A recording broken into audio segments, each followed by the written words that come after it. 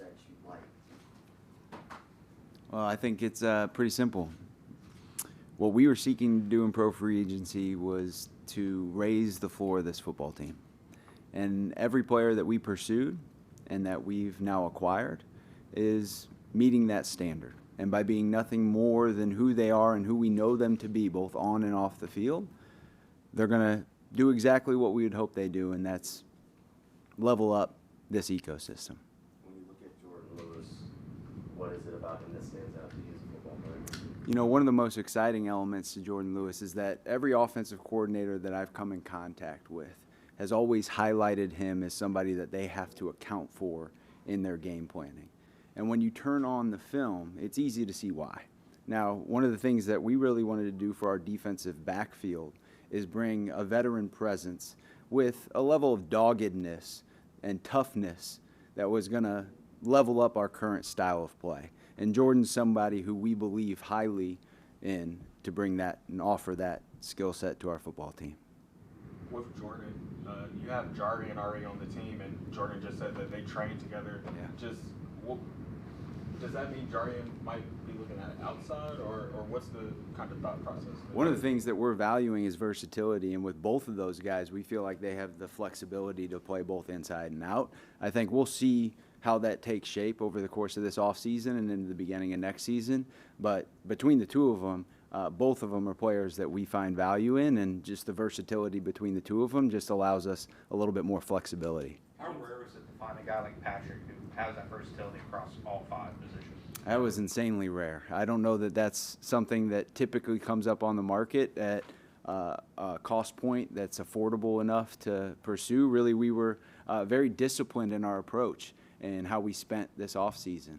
And Patrick is somebody that, you know, he wasn't offered the opportunity or the backdrop of being a draft pick coming out. He's earned everything he's gotten, and he earned this opportunity. And his versatility, obviously, you know, there's always attrition on the offensive line throughout the course of a season, and obviously he'll allow us a lot of flexibility on the offensive side of the ball to feel like we're never in a bind because we can move him around if necessary. But at the same time, he's going to be slotted in as a starter on the interior of our OL at this point. James, is building through the draft, is that philosophy or is it an edict from the owner or both? Or you know, that's my experience most recently with the Los Angeles Rams, and it's something that I feel like I have a unique capacity to take on with the current position that we hold, which is 10 picks this year, 11 picks next year.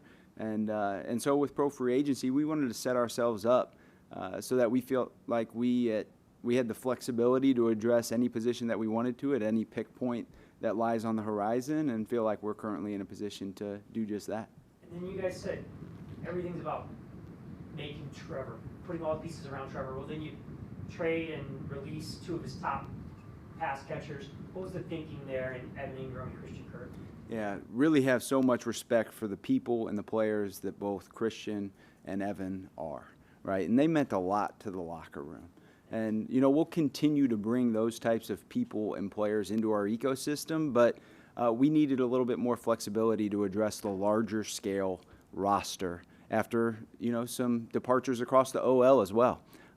So that was a big part in that, but we do feel like we're in a better position today than we were a couple of weeks ago to make it so that when we enter, you know, each decision at each pick point in April, that we can continue to level up, you know, where we are from a personnel perspective. De'Ami Brown, what does he do for that receiving room? What does he do for stretching the field? Yeah, I think it's easy to look at De'Ami's career path and trajectory and know that he's ascending, right? The way that he closed out last season was nothing short of impressive, and we look for him to carry that into really his 1-year contract with us. He took a bet on himself that a year from now, given the opportunity that he sees here with the Jacksonville Jaguars, that he's going to take another step and earn an even larger contract. And, you know, what he provides just on a vertical plane and in run-after-catch scenarios is something that is extremely exciting, extremely alluring for our offensive staff. And I think that he'll be able to take another step to expand his game, and we'll see him come to life in the same ways that he did towards the end of the season with Washington this last season right off the bat, well as also expanding his role to fit what we're intending on doing this coming season. Under long Los Angeles. See another guy who's still kind of scratching the surface of what he can do with more opportunity given to him. Yeah, I think so. Hunter is somebody who also has, dealt with adversity throughout his time dating back to Boston College. His early onboarding in Miami, gets traded to Los Angeles, and he suffers an injury there. And it wasn't until last season that he was really able to, be a participant from start to finish of a regular season and really showed what his skill set can be in the NFL. And it's something that we value. And that's an inline presence that also isn't below the line as a pass catcher and can certainly take another step in that phase of the game. But his familiarity, as well as Johnny Muntz with the system, is something that we value and, allow that group as a whole to continue to be interchangeable and not feel like we're ever hamstrung in any one phase of the game offensively. And you mentioned him at the Combine. Brendan Strange, big expectations for him after all the moves, etc. Mm-hmm. Yeah, I think any fan that's following closely would label Brenton as somebody who's ascending and ready to take another step given the opportunity to do so. He is someone who embodies exactly what we're hunting up, so we're glad to have him already on roster. His strain, his finish on blocks is something that we're really excited about when he's got the ball in his hands. He's not interested in going down when the first defender approaches. James, with the addition of Eric, how would you evaluate the safety room as of right now? Yeah, I think the defensive backfield as a whole has gotten better with the addition of Jordan and Eric. And, one of the things between the two of them is that their experience, their stability, it offers exactly what's needed on that back end. When you look at safety in particular, the root word there is safe. And that's exactly what Eric provides. And so we're excited to bring him into the ecosystem, and I know he's excited to take on a more notable leadership role than what he's had in previous years. You talk a lot about setting the dish for Trevor at the Combine, and so now with the free agents that you guys brought in, how do you feel like you've done with the center and then obviously the right guard too? Yeah. I do think that we answered some questions there with our decisions here in pro free agency, addressing both center and guard, as well as the tackle position. And clearly by signing 3 of those players, and that being the most at any one position over the course of the free agent window, we're setting, the standard for what we're actually looking to do, and that doesn't count offensive line out of the equation in the draft either. But at the same time, that's another position that does have attrition and throughout the course of a season, so we'll never feel like we've got enough. Go ahead.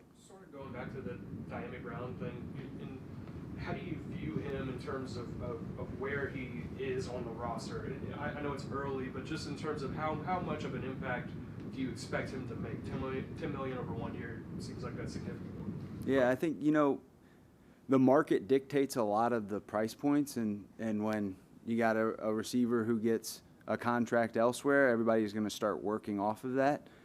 So it's not like you're necessarily in control of what that looks like on an annual basis necessarily.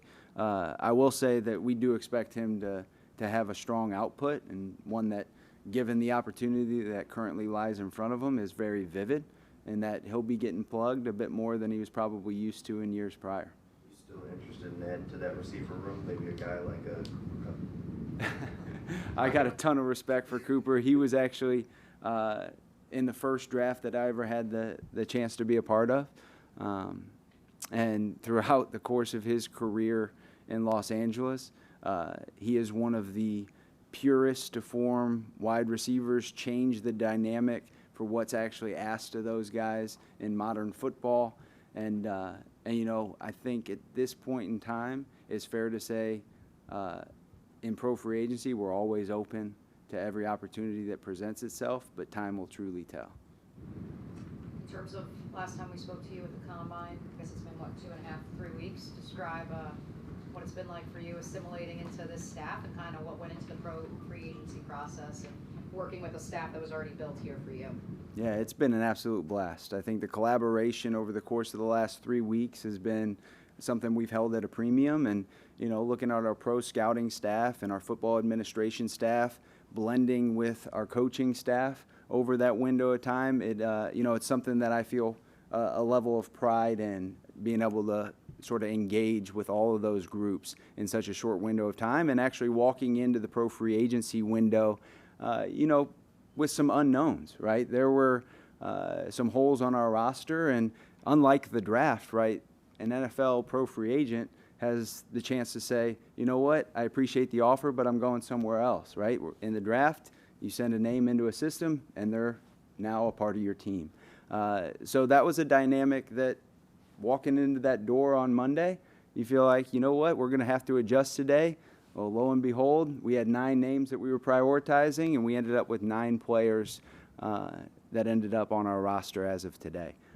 So seeing that plan come to life, being executed in the way that it was, certainly something that at this point in time I'm proud of, but I can't wait for these players to engage with the rest of the team, get out on the grass in the fall, because it's not the off season that we're looking to win from a perception standpoint. We're looking to win football games this fall, and can't wait for the next phase of this in the draft to truly see what the shape of the roster is going to look like, and then get everybody out on the grass together here later in the spring. Sorry if you already answered this, but you said that all 9 players that you guys went after, you got them. So just what exactly is it about this group specifically, the individual players, but just the group as a whole that stands out, and why you guys targeted this one? Yeah, I think you've heard me say the phrase intangibly rich quite a few times, right? And that was no different in our approach to pro free agency. It was no different to who it was that we were prioritizing. And we sat down with each of those players individually here today, and that sentiment and what we knew them to be, whether it was what was speaking to us on the film or in our sourced information behind the scenes, these guys are built right, and by being nothing more than who they are, we can feel that they're going to level us up. Knowing how much communication there is at the center position, how important was it bringing in a guy like Robert who already knows Liam, knows his scheme? It was a massive priority, right? That's some weight off the shoulders of Trevor at the line of scrimmage that now, because of the familiarity from Robert, he doesn't have to bear as a quarterback. And, at the same time, Robert got one op to start this past season versus the New Orleans Saints.